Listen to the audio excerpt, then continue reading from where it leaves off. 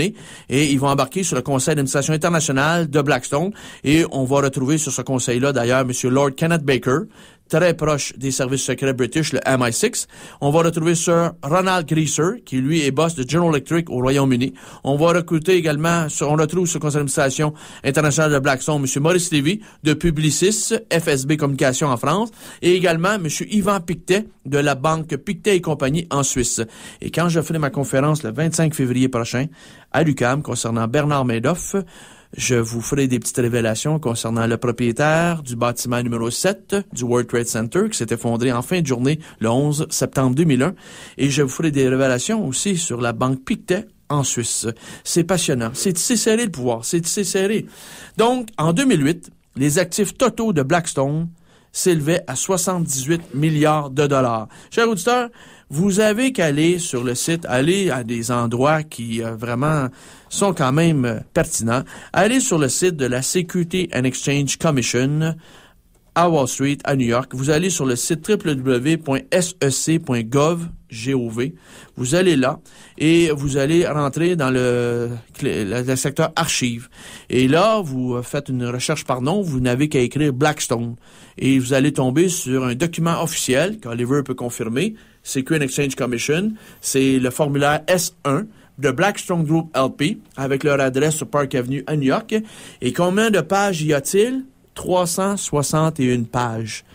Oui, c'est un travail de moine de tout scruter ça, mais au moins à partir de là, vous aurez des informations de qualité au lieu de passer par des sites conspirationnistes à gogo qui des fois prennent des informations à gauche et à droite et dans certains cas, l'information qu'ils ont pris peut être déjà prise sur un autre site qui, elle, l'avait pris d'un chapeau de magicien à Alain Choquette et ils ne font que relayer une information erronée. Donc, débuter en travaillant avec des vraies sources d'informations et commencer avec le Security and Exchange Commission. Donc, vous allez sur leur site www.sec.gov et vous allez fouiller dans les archives. Et oui, il faut y mettre le temps. Il faut y mettre le temps. Donc, chers auditeurs, chères auditrices, le Blackstone Group, c'est un organisme de spéculation, un cheval de Troie des services secrets. Et il faut savoir également, chers auditeurs, que il y a une entité à New York qui a été fondée par M. David Rockefeller en 1979 qui s'appelle Partnership for New York City. C'est associé avec la Chambre de commerce américaine.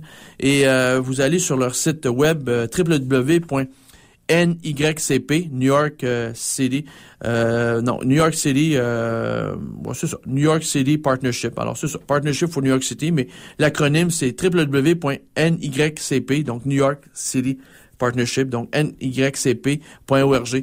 Et vous allez sur leur site et allez sur le Board of Trustees et vous allez voir qui sont là-dessus. Ben, vous allez voir qui est là-dessus? Steven Schwartzman du Blackstone Group. Vous allez voir Henry Kravis, un autre fonds spéculatif KKR qui est là-dessus.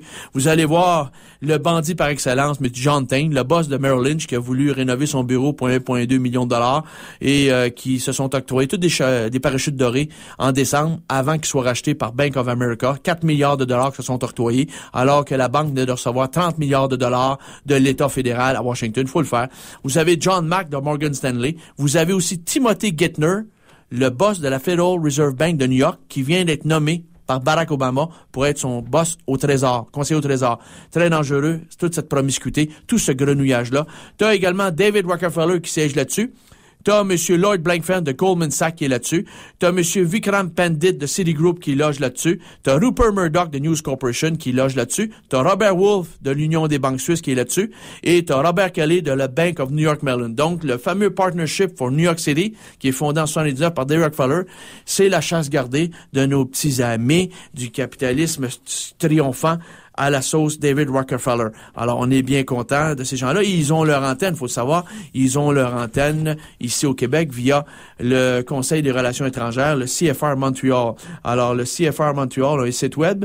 Alors, c'est le site Montreal Council on Foreign Relations, c'est le www.corim.qc.ca. Alors, je le répète, www.corim, im.qc.ca. Alors, vous avez leur site web. Et qu'est-ce qu'on retrouve sur le conseil d'administration? Bien, le Conseil des relations étrangères de Montréal a été fondé en 1985 et son premier président était Gérard Pelletier. C'est un ancien de la presse. Vous avez là-dessus qui? Bien, vous avez Yvon Allaire, Yvan Allaire, vous savez, il fait partie de l'Institut pour la gouvernance. C'est lui et l'autre face de craie, Michel Nadeau, un ancien de la Caisse des dépôts et placements, qui, lorsqu'il était à la Caisse en 2000-2001, a perdu plusieurs milliards de dollars, justement, en gérant le bas de laine des Québécois. Mais il n'y a rien là, on avait toujours les mêmes faces de craie, les mêmes experts patentés, pour nous expliquer qu'est-ce qui n'a pas fonctionné à la Caisse, alors que eux, lorsqu'ils étaient en poste, c'était même pas fichu de faire en sorte que les choses fonctionnent de façon rondement et de façon pertinente. Vous avez également aussi Michel Descarrés de la firme d'avocats Stickman Elliott. Vous avez Fernand Daou de la FTQ. Vous avez également aussi du Cerium, le think tank de Jean-François Lisée ici, Christine Fréchette. Vous avez Louise Fréchette, directrice de Shell, et l'ancienne dame à l'ONU, qui était à l'ONU. Vous avez une dame, Louise Fréchette, qui est d'ailleurs aussi sur le conseil d'administration de la Fondation Trudeau. Et vous avez Jacques Gignac d'Oxfam Québec. Vous avez également François Lebrun de la Société de développement industriel, la SDI. Ça, c'est votre bas de laine pour prêter de l'argent aux compagnies à Québec.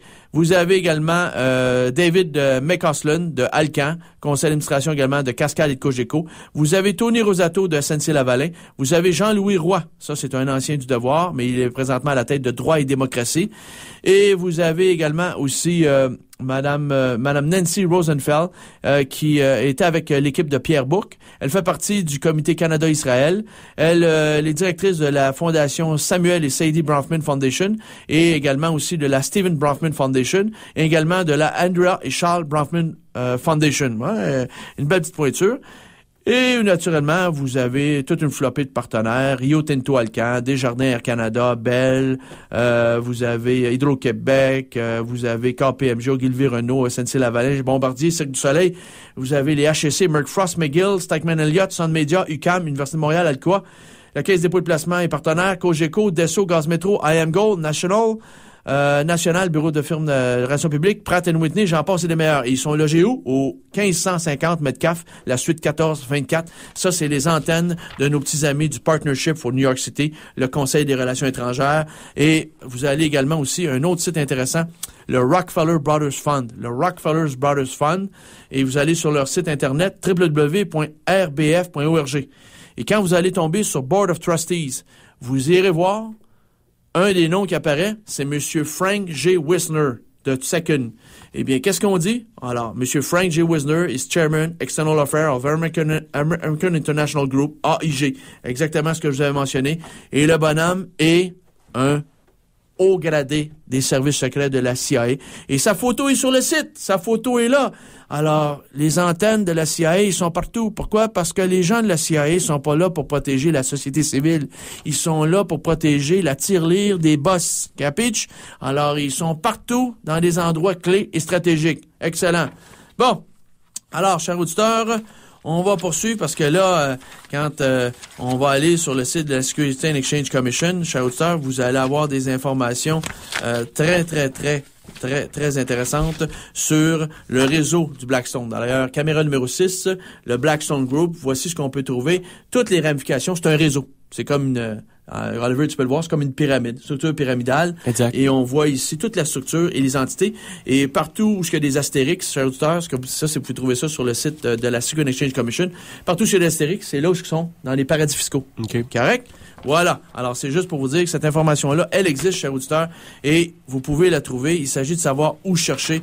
Et c'est important là de chercher aux bons endroits, aux bonnes places, parce que sinon, si vous allez sur des sites de conspirationnistes, ben vous risquez, en fin de compte, de tomber sur quelques fruits avariés. Et ça serait dommage, chers auditeurs, chères auditrices, que vous faisiez, quelque part, détourner un petit peu de votre profit. Alors, allez aux bons endroits, cherchez aux bons endroits et vous allez trouver les bonnes informations. Alors, chers auditeurs, là, on va aller au deuxième...